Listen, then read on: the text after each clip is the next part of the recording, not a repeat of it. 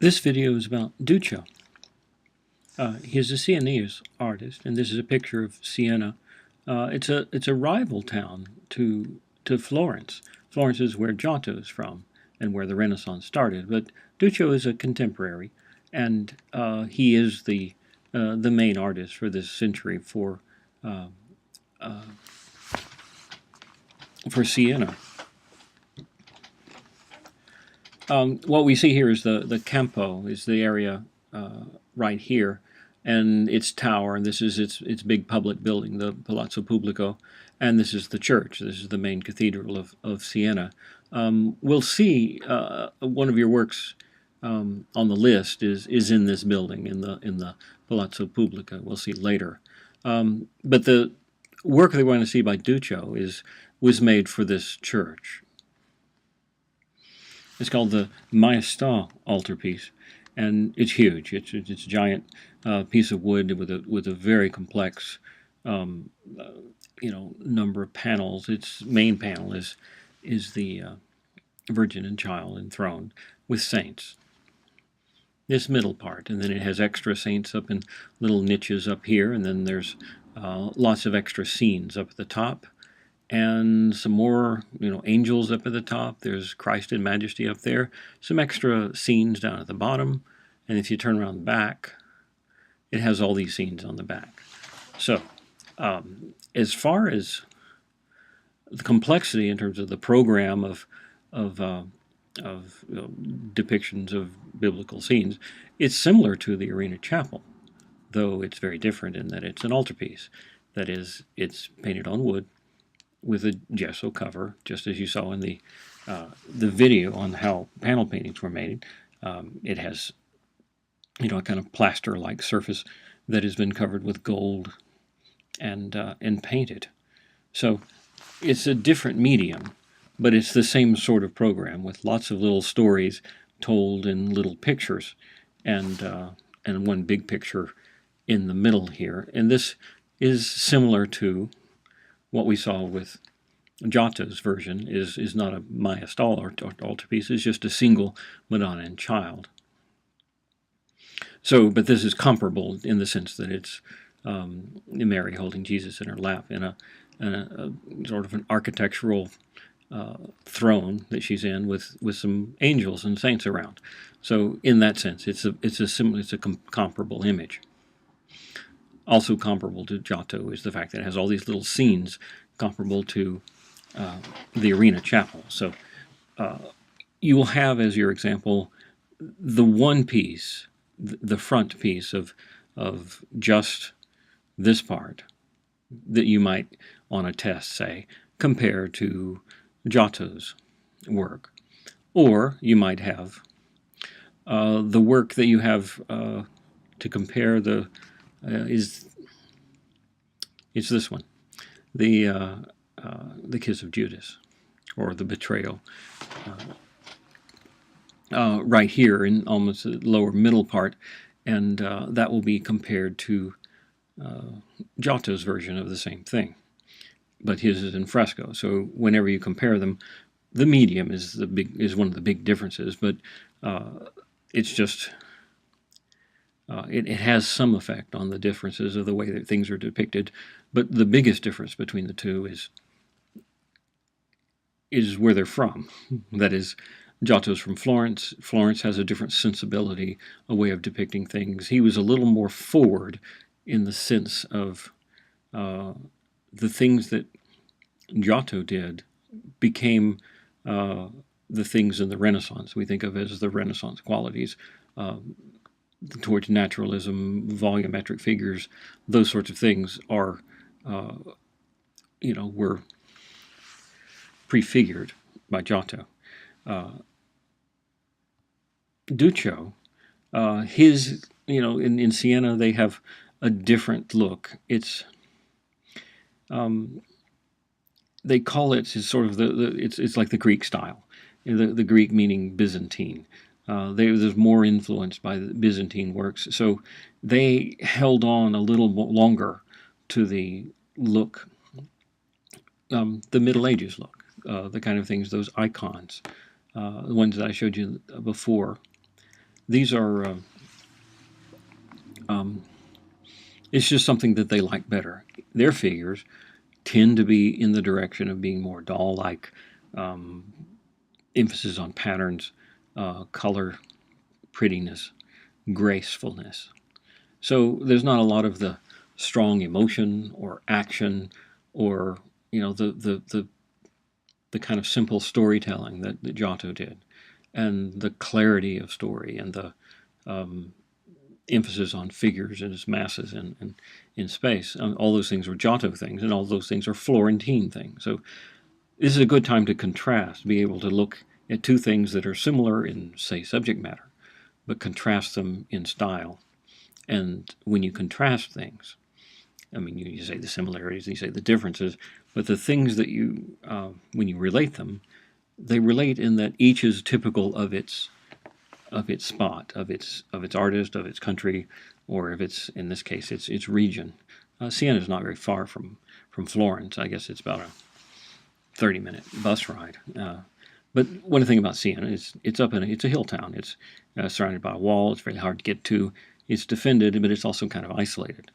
Florence, in contrast, is in a valley. It's relatively vulnerable to attack, but it also has more interaction with the outside world, I guess you could say. So that may be one reason, I guess, one of the many causes is for the different sensibilities, but there you have it. Let's look at the different characteristics that Duccio has. When we look at the Madonna and Child enthroned here, the throne itself, the piece of work, is not, I mean, it's not the same sort of thing exactly as Giotto, but it is convincing as a three-dimensional object. Giotto, in this case, he chose an architectural style that is, kind of Gothic, and it's very thin and light, airy, and in contrast to the figure, which is very massive and heavy. Duccio here, his throne is much more massive. It looks kind of architectural, kind of like their cathedral, and it looks like this kind of surface ornament and decoration, and its thickness all kind of look like walls of the cathedral in his town, and it makes a big shape for the Madonna to sit in and take up space. But if you look at the Madonna, she's actually kind of doesn't have that much mass. I mean, it's you could easily cut her out as a paper doll. Though I guess when you look at this D here, the little bit of projection of an actual body and the pushing against the cloth, and the cloth responding a little bit to that, to some extent, it has some of the volume. I mean, if you compare this to something from the Middle Ages, yes, it does have some of the new style or the new approach to the figures. It just seems not as advanced as Giotto, where the word advanced means in the direction that the Renaissance is going. There's also this rather delicate and ornamental line that is the hem of the garment. Let me see if I focus in on this a little bit more. You can see this line, and it's a wonderful bit of painting design. It goes around here and it follows, see, it's a little serpentine, I guess you could call it, or arabesque. It's a neat, pretty little thing, but it's a surface decoration, and it creates a very graceful effect. And that's something that you don't see at all in Giotto. Giotto is pretty blunt and crude by comparison in terms of, not in terms of representation, but in terms of just his surface decoration. Giotto's not about grace hardly at all. I mean, I guess we'll look at an example of gracefulness. Maybe there's a little bit of hem line in this garment here, or there's a little bit here, but it doesn't have that. Well, we'll look at it this way: each one of these things falls along the volumes of the drapery for the purpose of you see the volume of the figure, and at least of its drapery, with these things. these things here, this thing's here.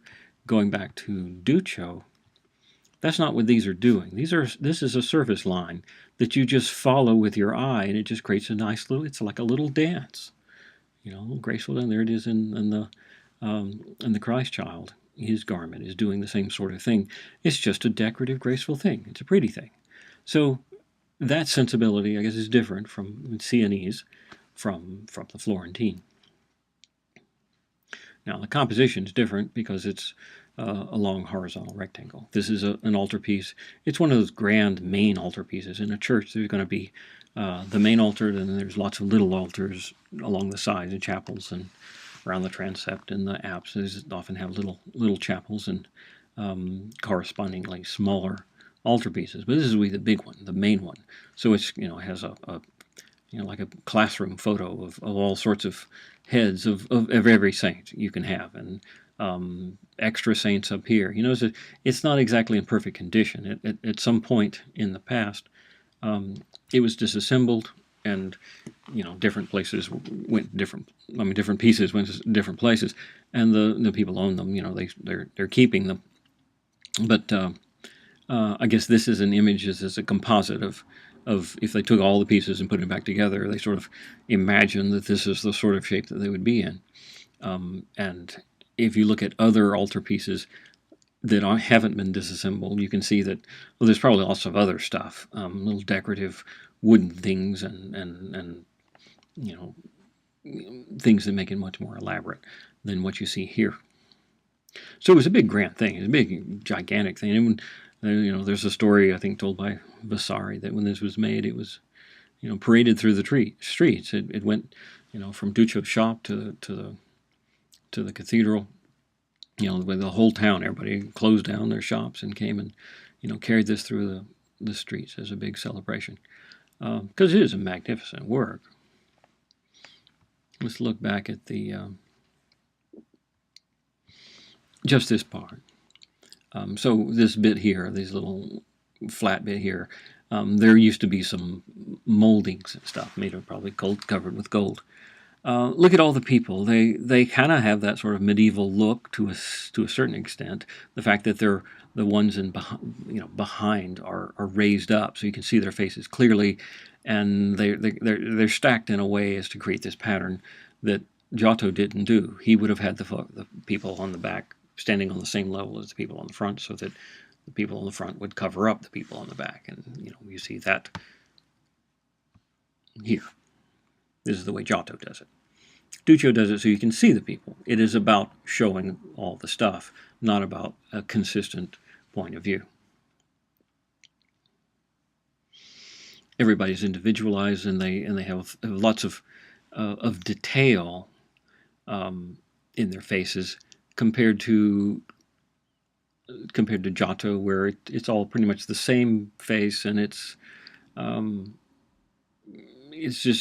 simplified, I guess you could say. It's not about individual people here. They're just well, yes, it's this guy in the back, maybe. These people. There's a different, but there's a family resemblance between all of them. Looking at Duccio, he's much more interested in the surface details rather than the overall forms. They're pretty, lots of brighter colors, but to some extent that's a feature of the medium. You can with this kind of tempera paint, you can put more pigment in and have a get brighter colors than you can with fresco. Fresco, all the tone, all the hues are mixed with the white of the gypsum material of the wall, so that it's toned down. That's when all even bright colors become pastel colors in a fresco. Look at this little detail here. The cloth that's on the back of the throne here.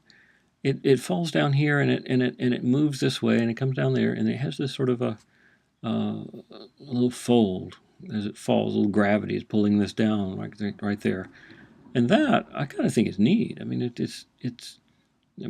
elbow is right there, and it seems to be filling up that space a little in such a way that it looks like actual cloth. I mean, the Duccio looked at some cloth to see how it conformed to a shape and how it fell, and looked at it and copied the way it worked.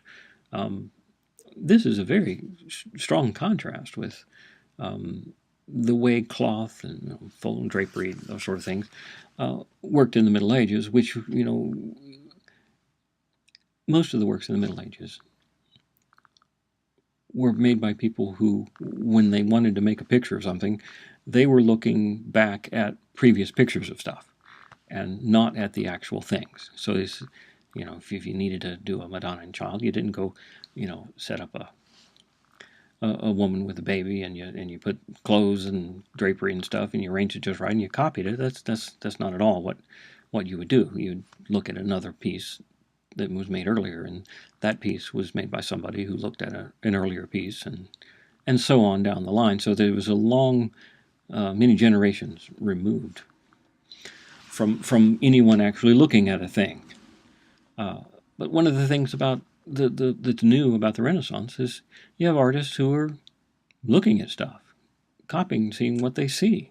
So things like that stand out to me when I look at this. I mean, this appears as though it's drawn by somebody who's actually looked at the real world and seen how things work. I mean, that's this little bit of cloth that folds over here, so you can see the backside of it, and that little pattern that goes this way here, and then you can see it goes this way because that's what it looks like when it flips over. That's not something that anybody in the the Middle Ages would have done. So we have a difference between what came before and what's going on here. This is a revolution. Something new is going on. People are looking at the world and looking at people and looking at stuff to see what it looks like and copying what they're seeing. That's new. Now, looking out the back, most all these scenes are scenes that also are depicted by Giotto in the Arena Chapel. So if you want to, you can go and look at each one and compare it to the same one that Giotto did. But the one that we have for our, on your list is this one. This is called the Kiss of Judas, and for comparison, we have the Kiss of Judas by Giotto.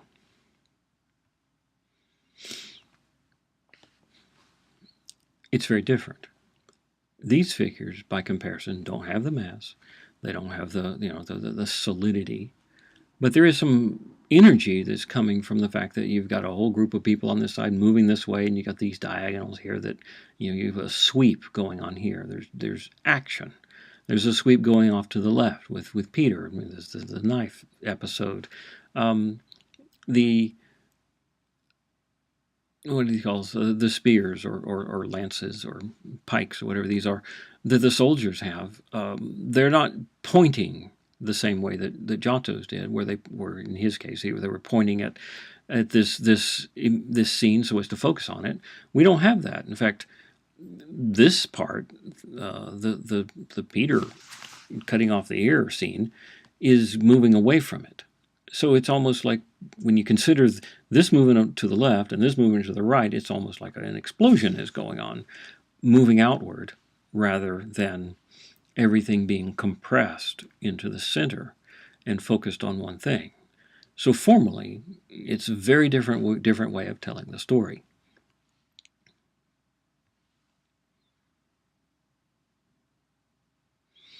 And then you have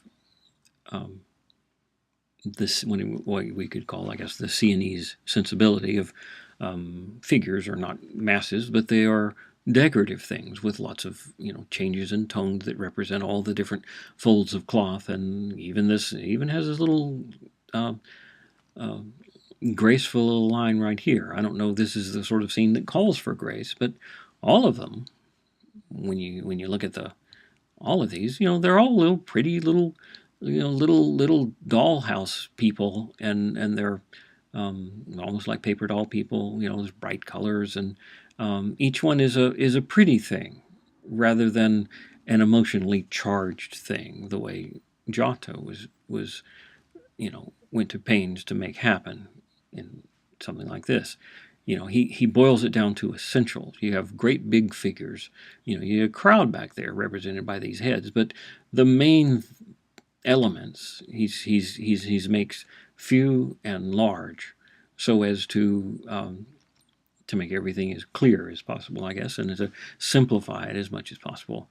There's lots of extraneous figures, like this guy here standing there, just not really adding to the story. He's just another head, and another pair of legs, and some socks. It's like, and these other figures. I mean, he's showing you more than he needs to tell the story, but it's this sensibility of filling things up with stuff, and that sensibility is very different from the Florentine sensibility, and we're going to see a similar kind of contrast when we look at things in the North, where they like to fill things up with stuff too, and they like to have variety of tones and shapes and colors and patterns and surface treatments of materials.